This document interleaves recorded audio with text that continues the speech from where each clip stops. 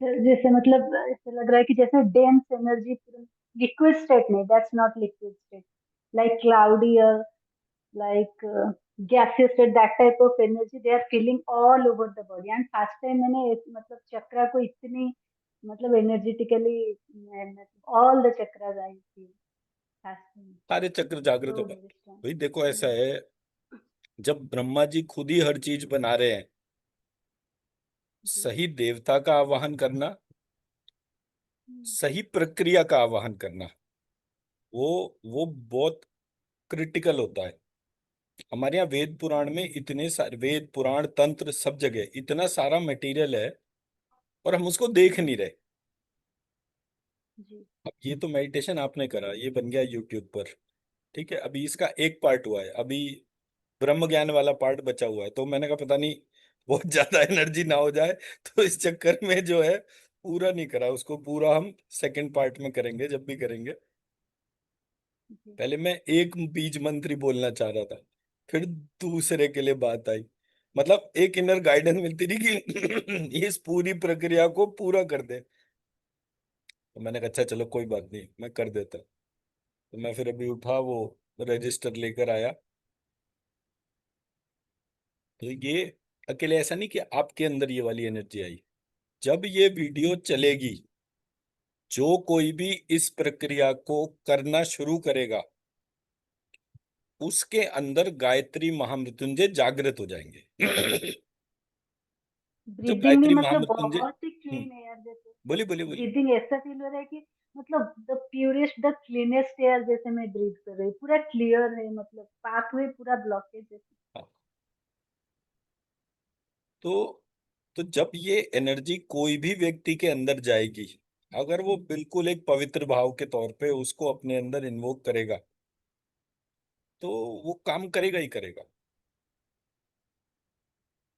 हमारे यहाँ तो इतनी जबरदस्त रिसर्च हुई है, मतलब मेरे को परेशानी कब हुई, जब मैंने वो जो मृत संजीवनी वाला जो वो स्तोत्र था, ये बेसिकली कवच है। ये कवच क्या कह रहा है कि हम्म. आपके शरीर के इधर ये वाली शक्ति जागृत हो, इधर ये वाली जागृत हो, ऐसे करके आपके पूरे शरीर को एक कवच में डाल दिया। जी. किसने बनाया वो कवच? जिसने इस शरीर का निर्माण करा। तो शरीर का निर्माण हम्म. करने वाली प्रक्रिया जो गायत्री महामृत्युंजय के हिसाब से थी, उसमें बहुत जगह टर्म आई महादेव। अब महादेव शिव है, इसका कोई डेफिनेशन नहीं है। मैं मेरी बात समझा पाया? महादेव कौन होगा? वो देवता जो उस समय का सबसे बड़ा काम कर रहा होगा। हम्म. तो ये तो कहीं नहीं लिखा कि महादेव शिव है, और ये भी कहीं नहीं लिखा कि शिव नाम केवल शिव का है, ब्रह्मा जी का नहीं है। हम्म. जी. शिव तो एक, क्या कहेंगे, मतलब शिव एक उपाधि है। हम्म. जी. शिव मतलब, वैसे तो ये इम्पॉसिबल टू ट्रीट होते हैं, बट आप शिव को ऐसे मान सकते हो जैसे एक लिविंग पार्टिकल। अब पार्टिकल को लिविंग कौन बना रहा है?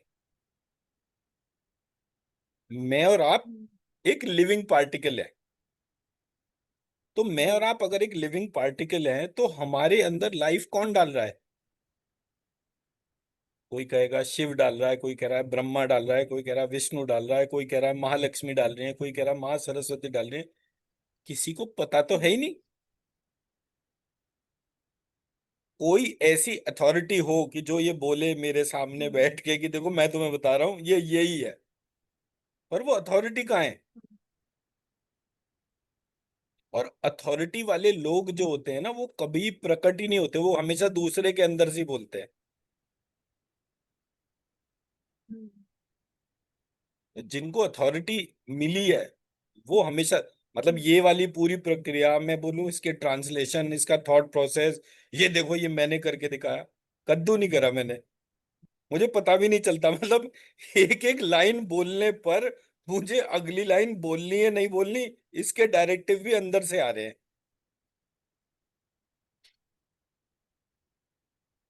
तो मुझे रियलाइज हुआ कि ये प्रक्रिया तो एक डिवाइन सिग्नल है। ये डिवाइन सिग्नल किस तरह से, और इसलिए मैं हिंदुओं के तौर पे बोलता हूँ, क्यों? क्योंकि पूरी दुनिया वॉर लड़ने के तौर पे बैठी हुई है। वॉर के टाइम के बाद जो लोग भी अफेक्ट होंगे, वो सारे के सारे कहीं ना कहीं उनको कोई हीलर तो चाहिए होगा। ये जो प्रेजेंट सिस्टम ऑफ हीलिंग है, इसमें तो किसी को कुछ आता ही नहीं। तो जब ऊपर वाले ने देखा होगा, तब उसके बाद बोले कि भाई हाँ भी कोई एक प्रक्रिया शुरू हो। तो मैं यही बोलता हूँ कि भाई 6 लाख लोग जो हैं वो ये मंत्र चिकित्सा, ये नहीं है कि मेरे से सीखें, ये यूट्यूब के वीडियो से देखें, सीखें, और लोगों को ठीक करना शुरू कर दें। मेरे को और कोई पार्ट के तौर पे नहीं। तो कितने लोगों को सिखाऊंगा, क्या क्या करूंगा, मतलब वो ये थोड़ी है कि मेरे को एक फाइनेंशियल ऑब्जेक्टिव है। फाइनेंशियल ऑब्जेक्टिव तो है ही नहीं। हम्म। तो जितना खर्चे के लिए पैसा जरूरी है उतना भगवान दे दे, मतलब ये भी नहीं है कि मुझे कोई हम्म। उससे ज्यादा चाहिए। पहले मैं बहुत हम्म। करोड़ों करोड़ों की बात करता था, अब तो मैंने बात ही करनी बंद कर दी। मैंने कहा सरदर्दी आए पैसे के साथ तो ऐसा पैसा नहीं चाहिए, पैसा चाहिए तो पवित्र आए, हम्म। जिसको आप भोग सको। हम्म।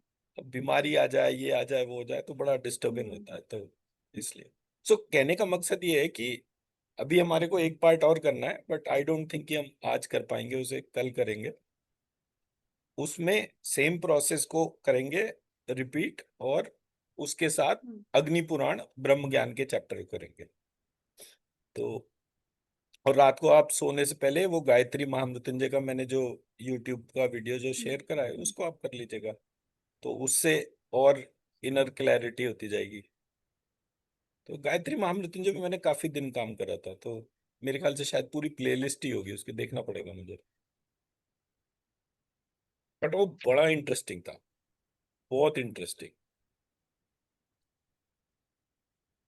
और किसी देवता को जान पाना, मतलब जान पाने के मतलब कि मैं ये भी अगर डिस्क्रिमिनेट नहीं कर पा रहा कि इनका स्वरूप कैसा है, क्या है, मतलब ये एक बड़ी लाइफ की उपलब्धि है कि मैं ये डिस्क्रिमिनेट कर पाया कि ये महामृत्युंजय जो है, ये शिव नहीं हम्म। ब्रह्मा जी हैं। क्योंकि मंत्र में शिव जी गायत्री माँ के साथ नहीं आएंगे। तो जैसे हर एक घर में तुलसी का पौधा रखा जाता हम्म। है, तुलसी का रोल प्ले वैसे ही है जैसे मंत्र में गायत्री माँ का रोल है। जितने भी प्लांट्स हैं, हम्म। उन प्लांट्स जी। में तुलसी के पौधे का वही रोल है जो गायत्री माँ का रोल है हम्म। मंत्र चिकित्सा के अंदर। उसी तरह हम्म। से जो भांग का पौधा है, हम्म। उसका वही रोल है जो मृत्युंजय का रोल है। तो मैं बड़ा एकदम से हो गया, मतलब हमें अपने घर के अंदर तुलसी और भांग दोनों को साथ साथ लगाना चाहिए। जैसे हम तुलसी के पौधे का ध्यान करते हैं ना, उसके हम्म। दीपक जलाते हैं शाम को, उसको ढक के रखते हैं, ऑल दैट। एक वो मिट्टी का वो होता है, उसमें रखते हैं। हम्म। हम्म। ठीक वैसे ही हमारे को उसके साथ में भांग के पौधे को रखना चाहिए। तो जब हम भांग के पौधे को वहां रखेंगे, भांग की विलक्षणता क्या है ये बताइए। पहले तो ये कि आप भांग को मानते क्या है,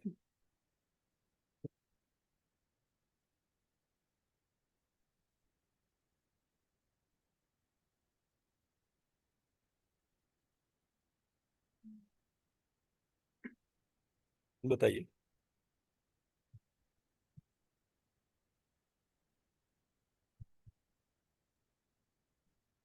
मतलब सुना है कि लोग खा के हम्म।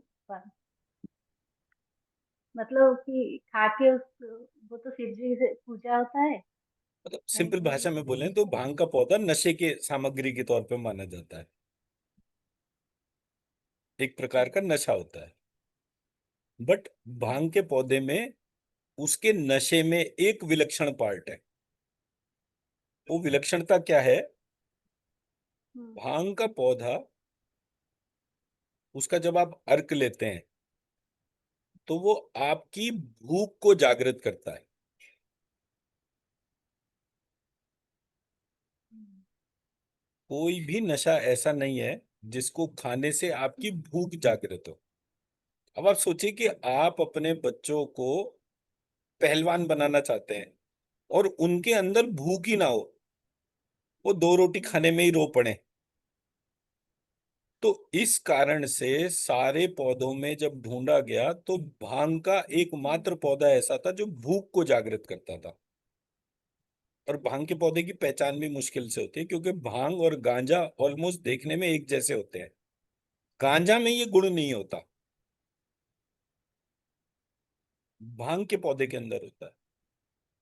तो जब ये वाला पार्ट आया तो मेरे को एकदम से, क्योंकि मैंने क्या मतलब मेरे गुरुजी क्या बताते थे, बोले बेटा एक टाइम था जब ब्रिटिशर्स बंगाल में जब सबसे पहले आए, तो पूरी दुनिया में इस बात का हल्ला हो गया कि जो अंग्रेज जो हैं वो भारत पहुंच गए, और वो पूरी दुनिया के राजा माने जाते थे। तो मतलब चारों तरफ के राष्ट्रों को उन्होंने टेक ओवर कर लिया था। तो जब भारत आए और उन्होंने भारत को स्टडी करा, तो उन्होंने, जब बंगाल फेमीन आया, बंगाल फेमीन 2 बार आया था, एक तो तब जब हम जानते हैं, एक उससे पहले आया था। तो उस टाइम पर ब्रिटिशर्स जो हैं वो अनाज को एक जगह से दूसरी जगह तक पहुंचा भी नहीं पाए विद इन टाइम लाइन्स, क्योंकि उस टाइम पे गाड़ियां नहीं थी, ट्रेन नहीं थी, बस नहीं थी, तो लेकर कैसे जाते इतना सारा। तो वो बैलगाड़ी या जो भी मतलब फॉर्म ऑफ एक्टिविटीज थी वो डेवलप थी, लेकिन ये तो पूरे विश्व में उनका मजाक बना कि बोले भाई ये जो है बड़े अपने आप को विश्व विजेता बनते हैं, इन पे खाना तक तो पहुंचाया नहीं गया, इतने सारे लोग बंगाल में मर गए। तो अब मजाक उड़ गया। जब मजाक उड़ा तो अंग्रेजों ने क्या करा, उन्होंने रिसर्च करी कि हम क्या क्या करें। तो ट्रेन्स वगैरह वो सब उसके बाद के इजाद थे, कार ट्रेन एवरीथिंग। वे ट्रांसपोर्टेशन के ऊपर काम करना ही पड़ेगा, फास्ट ट्रांसपोर्टेशन होना चाहिए। तो ऐसे करके उन्होंने इस पार्ट को टारगेट करा। जब इस पार्ट को टारगेट करा तो उन्होंने क्या बोला कि प्रॉब्लम ये नहीं है कि हम ट्रांसपोर्टेशन नहीं कर पाए, प्रॉब्लम ये है ये जो हिंदुस्तानी है ये कमबख्त खाते बहुत ज्यादा है, इनको भूख बहुत ज्यादा लगती है। तो वो चीजें इजाद करो जिससे कि इनकी भूख ही मर जाए, क्योंकि अनाज हम कितना लाएंगे, ये तो खाते ही जाते हैं। अब था क्या, हमारा देश वॉरियर कम्युनिटी वाला था। वॉरियर मतलब सिपाही फौजी ऐसे करके, योद्धा। अब योद्धा जो है वो तो कुश्ती भी करेगा, ताकत भी उसके तौर पे करेगा। तो उसने जो है, और उस टाइम पर भारत में भांग खाने का रिवाज था। आप होली वगैरह में देखो, आज भी हमारे यहाँ भांग खाई जाती है, बनारस वगैरह में देखेंगे हर जगह पर भांग मिलती है। और भांग खाने के बाद में जो पहला एट्रीब्यूट जागृत होता है वो भूख का होता है। तो अगर आपको ध्यान हो, एक बीमारी होती है जिसमें ये आमवाद टाइप की एक बीमारी होती है, जिसमें कि व्यक्ति को जो है ना कॉन्स्टेंटली स्टूल जो है वो वैसा फॉर्म होता है, आंव बनती है उसके उसमें। ठीक है। तो वो आंव की वजह मतलब उसको कुछ भी हजम नहीं होता, ब्रॉडली स्पीकिंग उसको कुछ भी ढंग से हजम नहीं होता। ऐसे व्यक्ति को अगर 2-5 पत्ते भांग के तौर पे लगातार दिए जाएं। अब आप तुलसी, जैसे तुलसी की आप पूजन करते हो, आप कितनी तुलसी खाते हो रोज के रोज, उसके कितने पत्ते खाते हो? 2-4 पत्ते, not more than that, maximum इतना ही खाओगे आप। उसी तरह से 2-4 पत्ते अगर कोई भांग के रोज खाना शुरू करे, और उसके खाने का एक फिक्स तरीका है। उसका तरीका क्या है, आप भांग के पत्तों को सुखा लें, और सुखाने के बाद उसको पाउडर कर लें। पाउडर करके एक चुटकी पाउडर जो है वो आप दही वगैरह किसी भी चीज में डाल के और उसको खा लें। ये रोज के रोज की प्रक्रिया हो गई। तो जैसे वो कौन सा चूरन आता है, लवण भास्कर चूरन आता है, बैद्यनाथ का लवण भास्कर चूरन आता है ना, उसको आप दही में मिला के खाते हो तो आपका पेट का डाइजेस्टिव सिस्टम अच्छा होता है। उस लवण भास्कर चूरन में आप एक चुटकी जो है वो भांग के पत्ते का सुखा के पाउडर डालना शुरू कर लो। थोड़े दिनों बाद आप देखोगे आपके भूख की और आंव की कोई भी समस्या होगी तो वो अपने आप ही चली जाएगी। तो एक चुटकी भांग का पत्ता, एक चुटकी तुलसी का पत्ता, वो दोनों मिक्स करे और एक चम्मच, दो चम्मच या एक कटोरी दही के साथ खा लिए, तो धीरे धीरे जो है ये प्रोसेस ट्रांसफॉर्म हो जाएगा। अब किसी को ये चीज बताओ कि भाई ऐसे ऐसे कर लो तो बड़ी दिक्कत है। ये बताओ, अजीब आदमी है, वैसे तो बड़ा धार्मिक बनता है, लोगों को नशे करने के तौर पे लेके जा रहा है। तो जब मैंने पूरा प्रोसेस पढ़ा तो मैंने कहा नहीं, मुझे मेरे सिस्टम को ट्रांसफॉर्म करना, ये मेरी इच्छा है। पर मैं कभी भी नहीं चाहूंगा, क्यों? क्योंकि मैं आपको अगर बोलूंगा एक चुटकी खा लो और आपको किसी चीज में मजा आ गया, आप कहोगे दो चार चुटकी में क्या फर्क पड़ रहा है, आज भगवान का ज्यादा व्रत है। क्योंकि हमारे ऐसे ही करते ना लोग, व्रत रखा, बोले आज तो कूटू को आटा खाना है, एकादशी का व्रत है। अब एकादशी का व्रत नॉर्मली रखा जाता है निर्जल, और आप कूटू के आटे की पकौड़ी बनाओ, दही, सौंठ, खीरा, सलाद ऐसे कर करके आपने, पता चला कि रोजमर्रा में तो आप 100 ग्राम खाना खाते थे, एकादशी के व्रत में आपने 1 किलो खाया। और फिर कहते आज तो जान ही नहीं आ रही, पूरे दिन एकादशी का व्रत हो गया। भाई सुबह से फ्रेंच फ्राई बन रही है, शाम तक क्या हालत होगी, कितना तेल आलू सब जाता है। तो जब मैंने इसको देखा तो होम्योपैथी में ये दोनों दवाएं अवेलेबल थी। एक को कहते थे, भांग को कहते थे कैनेबिस सेटिवा, और तुलसी को कहते थे ऑसीमम सैंक्टम। ठीक है जी। इन दोनों के मदर टिंचर ले लीजिए, एक एक शीशी दोनों को ले लिया, दोनों को मिक्स कर लिया अच्छी तरीके से, जैसे पूरा हिला के वो मिक्स करते हैं। और वो जो एक एक शीशी थी वो आधी आधी मिक्स करके उसे अच्छी तरह चला के 2 शीशी बन गई। अब वो 2 शीशी जो है वो 10 ड्रॉप्स, मॉर्निंग, आफ्टरनून, इवनिंग, सुबह दोपहर शाम, 3 टाइम 10-10 ड्रॉप्स लेना शुरू कर दें। उसको 30 ड्रॉप्स तक ले सकते हैं, सेफ डोसेज है। ठीक है। तो 30 ड्रॉप्स आप लोगे तो उसको, और पानी, थोड़ा सा पानी लिया आधा कप और उसमें 30 ड्रॉप्स डाली, पी लिया। फिर दोपहर का टाइम आया, खाने से पहले फिर पी लिया। पहले पियो बाद में पियो, मतलब that is not much of a difference, but उसको जब आप लगातार लेते हो तो किसी भी व्यक्ति का क्रोनिक हंगर रिलेटेड, कि जो आजकल के बच्चे हमारे मैगी पास्ता खा खा कर बड़े हो रहे हैं, उनकी भूख जागृत हो जाएगी। और फिर जब भूख जागृत होती है तो ये किसी को मैगी पास्ता नहीं समझ में आता, फिर तो उन्हें ठोस खाना चाहिए होता है जो शरीर में ताकत दे। तो ये दो दवाइयां देने से, और अब ये है कि भाई ये दो दवाइयां कितनी लेंगे, तो सबसे पहले जो है उसको मदर टिंचर फॉर्म में लें, फिर 200 पोटेंसी में लें, फिर 1 एम पोटेंसी में लें, फिर 3 एम पोटेंसी में लें। ऐसे करके इन दो दवाइयों को जब आप सतत 2-5 साल तक लेते हैं, अब जब सीएम पोटेंसी होती है तो क्या होता है, सीएम पोटेंसी में 5 ड्रॉप एक दवाई की, ऑसिमम सैंक्टम की 5 ड्रॉप इसकी, एक बार ली पूरे साल भर के लिए। जब सीएम पोटेंसी की दवाई आप लेते हो तब आपको पूरे साल भर दोबारा दवाई नहीं लेनी, यानी कि पहले हम अग्नि को जागृत करें और जागृत करने के बाद एक लेवल पर ले आए। जब उस लेवल पर वो अग्नि आ जाए फिर उसके बाद सिर्फ साल में एक बार दवाई लेनी होती है। तो आप पेट के किसी भी रोग का उपचार कर सकते हो। मैं मेरा पॉइंट समझा पाया? तो ऐसा नहीं कि मैं किसी भी तरीके से कोई भी फॉर्म में कोई नशा प्रमोट कर रहा हूं, बट ये मेरी कोर रिसर्च है।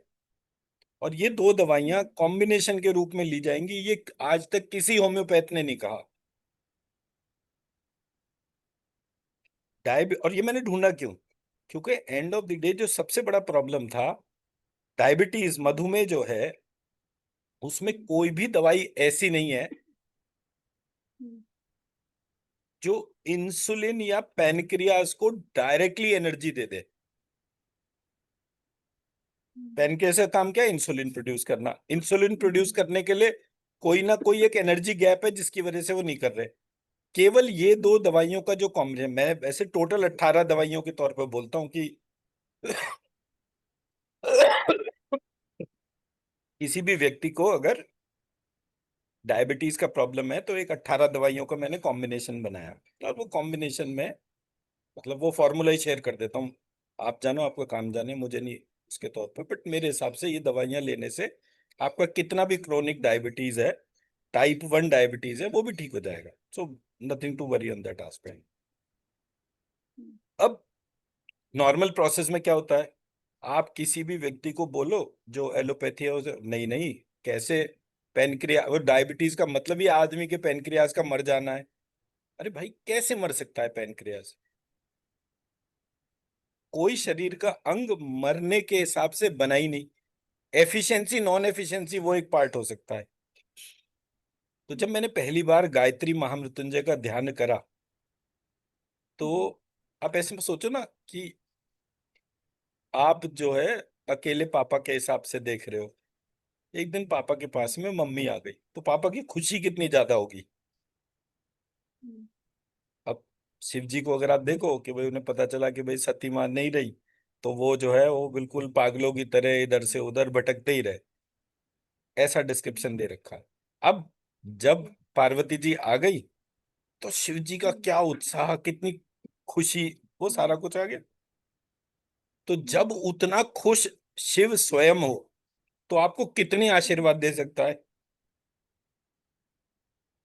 तो जब मैंने ये पहली बार गायत्री महामृत्युंजय वाला संजीवनी के तौर पे सोचा, तो पहली बात तो मैंने उसको ब्रह्मा जी बोला। अब जो ब्रह्मा जी है, वो खुद कितना प्रसन्न हुआ, पहली बात। दूसरी बात, ब्रह्मा जी अकेले नहीं, गायत्री माँ के साथ में खड़े हों, तब उनकी तो फैमिली कंप्लीट हो गई। तो वो कितनी ब्लेसिंग्स देंगे। तो जब मैंने उस मंत्र के उस अप्रोच पे रिसर्च करी, तो वो जो ब्लेसिंग के फॉर्म में, और मेरा तो एक ही लक्ष्य चल रहा है आजकल पिछले कितने टाइम से, कि मुझे डायबिटीज फ्री नेशन देखना है। तो अब अगर मुझे वो चीज करनी है, तो वो चमत्कार के जैसा हो, तो जैसे मर्जी हो, मतलब वो मेरा सरदर्दी थोड़ी है कि कैसे होगा। मेरा काम है सिर्फ ये सोचना कि मेरा देश और मेरे देश के हिंदू एटलीस्ट वो मधुमेह मुक्त हो। हिंदू भी इसलिए कहता हूँ क्योंकि खान पान के हिसाब से बाकी धर्मों में बड़ी एब्सर्ड प्रोसेस है। मतलब कोई आदमी गाय का मीट खाना ही अपना वो धर्म समझता है, और वो उस पर बड़ा गर्व कर रहा है। कोई गाय को मारना अपना धर्म समझ रहा है, उसके ऊपर वो बड़ा गर्व कर रहा है। तो मेरी बला से मरो, मुझे क्या करना है। या तो मेरी फिलॉसफी को अडॉप्ट करो। मेरे यहाँ गाय को नहीं मारा जाता। आप भैंस मारो, भैंस खाओ, कौन फर्क पड़ रहा है। बकरा खाओ, हमारे यहाँ तो कोई मना ही नहीं है। कहीं भी आप पढ़ेंगे किसी भी टेक्स्ट में, तो बकरा मारने और खाने में कोई वो नहीं है। सिर्फ गाय के लिए मना है। तो अगर आप मेरे देश की फिलॉसफी को बिलोंग नहीं करते, तो मैं आपका चिंतन ही क्यों करूं। मुझे आपका हित चिंतन करने की जरूरत ही क्या है।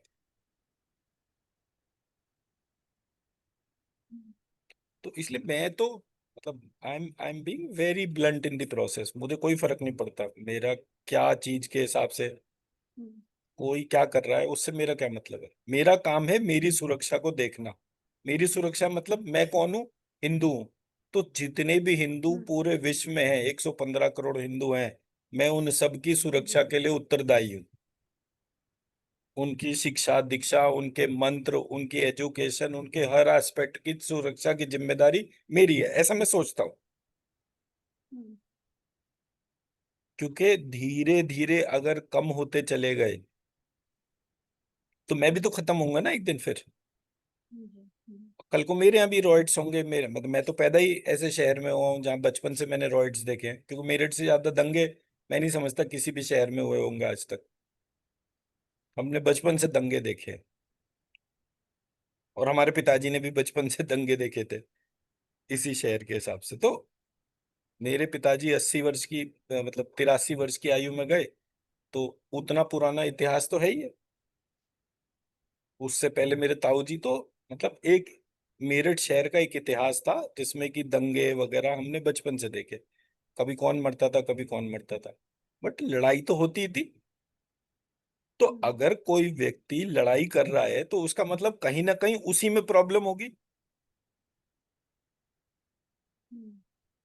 मैं कहता हूँ जी चलो हिंदुस्तान में प्रॉब्लम है, यहाँ हिंदू हिंदू जो है बड़ा लड़ाकू होता है, इसलिए ये उन बेचारों को परेशान करते होंगे। बट आप Iran, Iraq, Israel, Russia, China, Indonesia, America, अब तो आपके अमेरिका में भी कितने सारे रोज के रोज रॉयट्स हो रहे हैं। तो ये रॉयट्स का बेसिस क्या है? और इनके धर्म में शराब पीना मना है, ड्रग्स नहीं है। अब आप सोचिए, वर्ल्ड ओवर कोई एक कम्युनिटी ड्रग्स को गलत नहीं मान रही, ओ शराब हमारे धर्म में लिखा मना है। भाई कुछ तो अकल लगाओ। और ड्रग्स लेने के बाद आप कुछ भी एब्सर्ड कर रहे हो, आते जाते किसी को भी। और दुनिया के सारे उल्टे धंधे हो रहे हैं आजकल। आज की तारीख में विश्व में सबसे बड़ा बिजनेस ऑर्गन ट्रांसप्लांट हो रहा है। तो मैं कैसे अपने आप को सुरक्षित रखूं? मैं सड़क पे जा रहा हूं, चलते चलते कोई आया, उसने मुझसे लिफ्ट मांगी, भाईचारा बनाया और मुझे कुछ ऐसा खिलाया, मैं बेहोश हो गया। जब उठा तो देखा किडनी निकल गई, ये निकल गया, वो निकल गया। तो आप अपने आप को सुरक्षित कैसे रखोगे? और जैसे जैसे स्ट्रेंथ कम होती जाएगी, वैसे वैसे परेशानी बढ़ती जाएगी। तो मैंने फिर इसलिए सोचा कि नहीं, मैं 115 करोड़ हिंदुओं के बारे में सोचूंगा, चाहे वो विश्व के किसी भी देश में हो। और मैं अगर कुछ नहीं कर सकता तो मैं इच्छा तो कर सकता हूँ कि ये प्रभु मेरी इच्छा है कि ये बांग्लादेश में जो हिंदू है, या विश्व के जिस कोने में जो भी हिंदू है, अकेला है, सबके साथ है, उसको कोई कष्ट ना हो, उसके ऊपर कोई आक्रमण ना कर पाए, उसका एक कवच बने। इतना तो मैं कर ही सकता हूँ। तो मैं ये तो नहीं कह रहा ना कि चिन्मय जी आप जो है ये कवच पहनिए, तलवार उठाइए और घर से बाहर निकल जाइए, जो मिले तलवार चलाइए, नहीं। आप अपने घर में रहिए, अपने बच्चों को पालिए, जैसे मर्जी चाहे वैसे रहिए। बट रोज सुबह शाम, रात को सोने से पहले और सुबह उठने के बाद, पहली चीज जो आपके मन में आए वो ये आए कि प्रभु ये 115 करोड़ जो हिंदू हैं, इनको सुरक्षित रखना। हमारा देश, भारतवर्ष के तौर पे, इसमें जितने भी पॉलिटिशियंस हैं, जितनी भी फौज है, जितनी भी पुलिस है, जितने भी ब्यूरोक्रेट्स हैं, politician, bureaucrat, army, police, any defence minister system जो इस देश, इस राष्ट्र की सुरक्षा करता है, वो दिन दूनी रात चौगनी तरक्की करे। ठीक। ताकि विश्व में कहीं भी कुछ हो तो भारत के नेता, भारत की सेना, भारत के लोग एकजुट होकर उन सबकी रक्षा करें। मैं भारतीयों की रक्षा की बात नहीं कर रहा हूँ, सिर्फ हिंदुओं की रक्षा की बात कर रहा हूँ अभी, इन दी फर्स्ट प्लेस।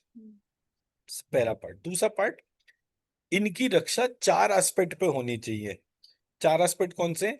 शिक्षा, शस्त्र, बल और अर्थ। इनके पास ज्यादा से ज्यादा अर्थ हो, फाइनेंशियल प्रोस्पेरिटी हो, इनके पास बहुत अच्छी शिक्षा हो, इनके पास दुनिया के बेस्ट अस्त्र शस्त्र हो, और इनके यहाँ जो लोग हैं उनके अंदर बल हो बहुत ज्यादा। जैसे बाहुबली की तरीके से अकेला खड़ा हो गया पूरी सेना के लिए भारी, ऐसे करके प्रत्येक व्यक्ति के अंदर, उसके बच्चों में इतना बल होना चाहिए, शारीरिक, मानसिक, हर प्रकार से बलवान होने चाहिए। तो जब आप ये इच्छा रोज करना शुरू करोगे, और 6 लाख लोग, मतलब 6 लाख वॉलंटियर्स के तौर पे सोचा हूं, तो जब 6 लाख लोग इस तरह से इच्छा करें, भगवान कहेंगे भाई ये कोई बड़ा एजेंडा हो गया कि सारे जने इकट्ठे होके इसी मुद्दे पे बात कर रहे हैं, तो चलो ठीक है, इनकी विश पूरी कर देते हैं, एंड दैट्स इट। तो मैं अगर कुछ नहीं कर सकता तो भी बहुत कुछ कर सकता हूं, और वो बहुत कुछ मेरी इच्छा करने की शक्ति है। और हमारे देश में अंग्रेजों ने इसी पार्ट को दबाने, खत्म करने के लिए सारी रिसर्च करी। पहली रिसर्च, टी और कॉफी। चाय और कॉफी पीने वाला व्यक्ति सबसे पहले क्या होगा, उसकी भूख मर जाएगी। आप किसी भी व्यक्ति को पूछेगा, पहली बात तो घर में पहले बच्चे चाय पीते ही नहीं थे। जब वो हॉस्टल में जाते थे तब उन्हें चाय कॉफी मिलती थी। वहां उन्हें दूध नहीं मिलता था, और दूध मिलेगा तो मिलावट वाला मिलेगा, तो वो कहते थे चलो चाय कॉफी पी लो। जैसी चाय कॉफी शुरू करी, पहला एस्पेक्ट क्या जनरेट हो गया, भूख खत्म होनी शुरू हो गई, पहला। दूसरा रिसर्च, टोबैको। हमारा हमारे यहाँ तंबाकू केवल दवाइयों में पड़ता था, वो भी उन दवाइयों में जो दांतों के लिए इंपॉर्टेंट थी, क्योंकि दांतों में सबसे जल्दी कीड़ा लगता था, तो जो दंत मंजन थे उसमें टोबैको का यूज होता था। रोजमर्रा में कोई तंबाकू नहीं खाता था। तो हमारे देश में जो तंबाकू की खेती, जी। वर्ल्ड ओवर जो तंबाकू की खेती शुरू हुई, हम्म। वो लोगों को एडिक्टिव बनाने के लिए और उनकी भूख को खत्म करने के लिए थी। तो कोई भी हम्म। व्यक्ति जो भी सिगरेट पीता है, उसकी धीरे धीरे करके भूख खत्म हो जाती है। ठीक है। तो बाय डिफॉल्ट आप किसी भी हम्म। व्यक्ति को देखो, उसे बहुत तेज भूख लग रही होगी, वो कोशिश करेगा, अगर बहुत हम्म। काम का प्रेशर है तो एक सिगरेट पिएगा और फिर काम पे हम्म। लग जाएगा। तो तीसरा हो गया। फिर लोग यहाँ हम्म। पर भांग खाते थे जिससे भूख पड़ती थी, तो उन्होंने भांग को किस में कन्वर्ट कर दिया, अफीम में। तो भारत में चाय के बागान बन गए, और हम्म। चाइना में अफीम उगने लग गई। तो उन्हें चाइना को भी कंट्रोल करना था, उन्हें इंडिया को भी कंट्रोल करना था, तो उन्होंने चाइना के लिए अफीम को बनाया। एंड ओपियम वॉर्स हुई हैं। मतलब अगर आप हिस्ट्री पढ़ेंगे तो चाइना की ओपियम वॉर्स बड़ी फेमस थी। बट ये सारी वॉर कौन कंट्रोल कर रहे थे, ब्रिटिशर्स कंट्रोल कर रहे थे। ब्रिटिशर्स को कौन कंट्रोल कर रहा था, ज्यूज। हम्म। ब्रिटिशर्स को ज्यूज कंट्रोल कर रहे थे।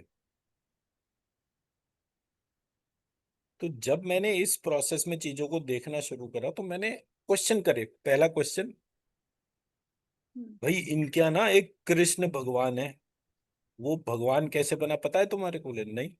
बोले वो सफेद मक्खन खाता था। बोले सफेद मक्खन में इतनी ताकत होती है? बोले हाँ। पता नहीं भाई, इनकी किताबों में तो यही लिखा है, हमने तो यही सुना है कि वो सफेद मक्खन खाता था और उसमें इतनी शक्ति थी, वो किसी को भी, हाथी को भी सूंड से फेंक के मारता था। हम्म। अच्छा चलो एक काम करते हैं, सफेद मक्खन को ताकत कौन दे रहा है, उस ताकत के सोर्स को खत्म कर देते हैं। पीला बटर बन गया, और उसमें नमक भी डल गया। हमारे यहाँ बच्चों को नमक देना ही होता था, कम नहीं देते थे, क्यों? ताकि उनकी हड्डियां मजबूत रहे। तो पीला बटर आ गया।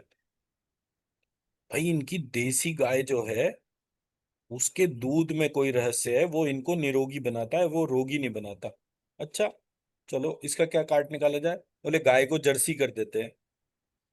सो जर्सी होलिस्टीन फ्रीजन वो करा, और वो हम्म। A1 टाइप का वो था, तो उससे जो है लगातार इनके खून में बीमारियां आती जाएंगी, क्योंकि उसके जो हाइब्रिड्स थे, मतलब जर्सी होलिस्टीन फ्रीजन के जो हाइब्रिड्स थे, वो सुअर और याक, इन दो से कन्वर्टेड थे वो। तो एज अ रिजल्ट इन्होंने प्रोसेस में हम्म। हाइब्रिड्स तैयार कर दिए, और वो हाइब्रिड्स की वजह से कोर वो चला गया।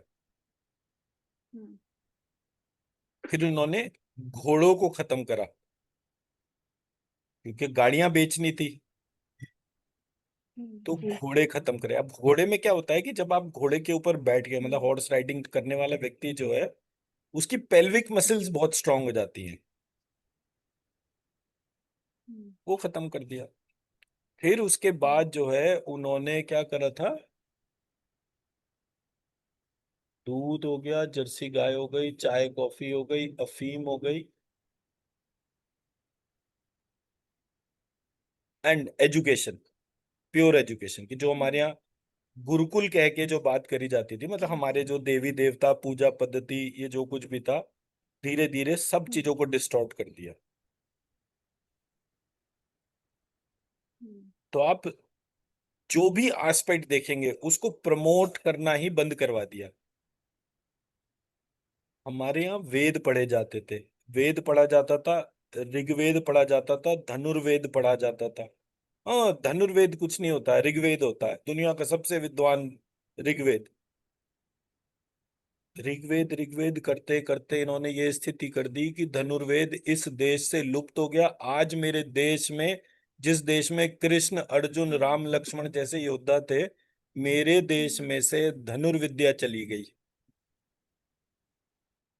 ना कोई साधु समाज में, ना कोई दूसरा हिंदू भारत में धनुर्वेद को प्रमोट कर रहा है। No, nobody is doing that. विद्या क्यों चाहिए थी? रक्षा करने के लिए। रक्षा करने वाला वेद कौन सा था? धनुर्वेद। ये तोते की तरह वेद पाठ करने वाले ब्राह्मण किसी काम आएंगे क्या?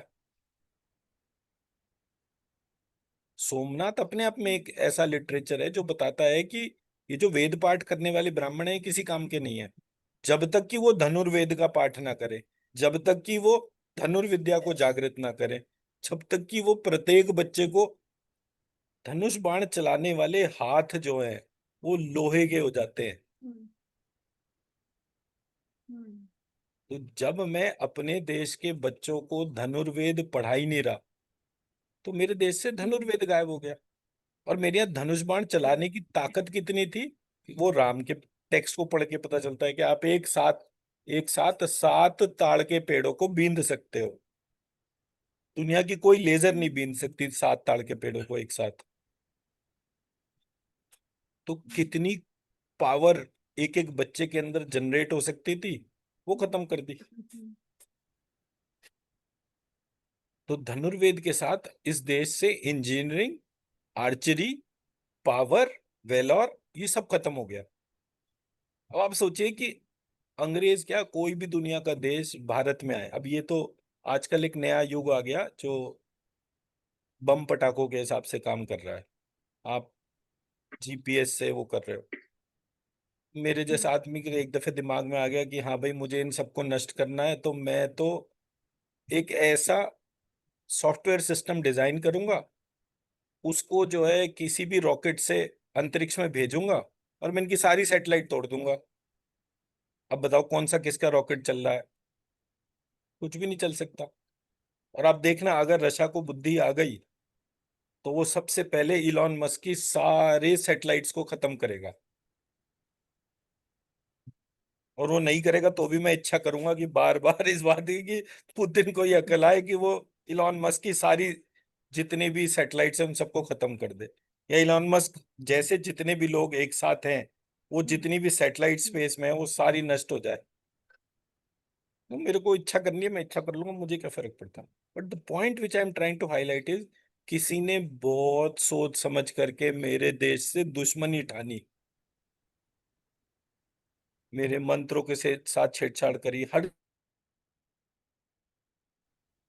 तो मैं तो ब्राह्मण हूँ, वो भी मेरठ का, तो वो भी शुक्ला। तो और वो भी मेरे गुरु जी की इच्छा कि मैं चाणक्य पढ़ूं। चाणक्य ने थोड़ी कभी किसी की गुलामी बर्दाश्त करी इस देश के ऊपर। तो एक ही व्यक्ति बहुत है पूरे सिस्टम को ट्रांसफर करने के लिए। तो अब आप जब उस सिस्टम को देखें तो धीरे धीरे करके उन चीजों को अपने साथ में कनेक्ट करें, लोगों को कनेक्ट करें, उनको इस प्रकार से ट्रांसफॉर्म करें। हो गया। और अभी आपके पास में पूरे 5 साल है, कोई एक दो दिन की बात नहीं, क्योंकि 5 साल ये दुनिया अभी सिर्फ युद्ध लड़ेगी। और जैसे ही शनि मेष में आएगा, हार्ड कोर वर्ल्ड वॉर होगी 2.5 साल तक। अब उस टाइम तक आप मंत्रों को इतना अच्छा प्रैक्टिस कर लीजिए कि आप हवा में किसी भी सिस्टम को कैसे भी न्यूट्रलाइज कर सके।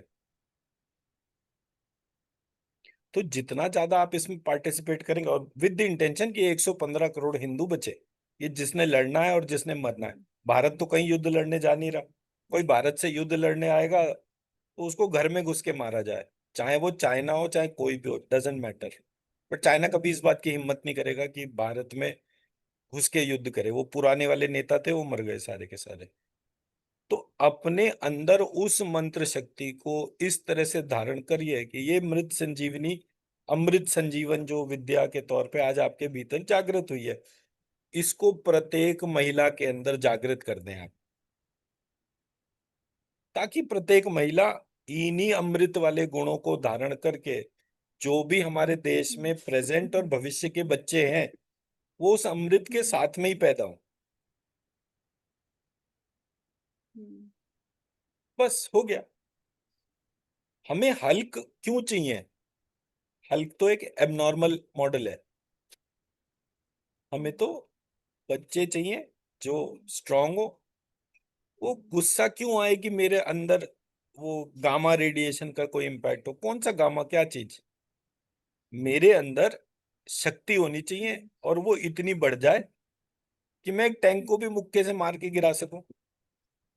तो उसके लिए हल्क जैसा इमेजिनेशन तो जरूरी नहीं है ना। हम्म, इनके यहाँ पूरा सिस्टम केमिकल इंड्यूस्ड है। मैं कहता हूँ केमिकल की जरूरत क्यों है। हम्म, तो हमें ट्रांसफॉर्मेशन लाना है।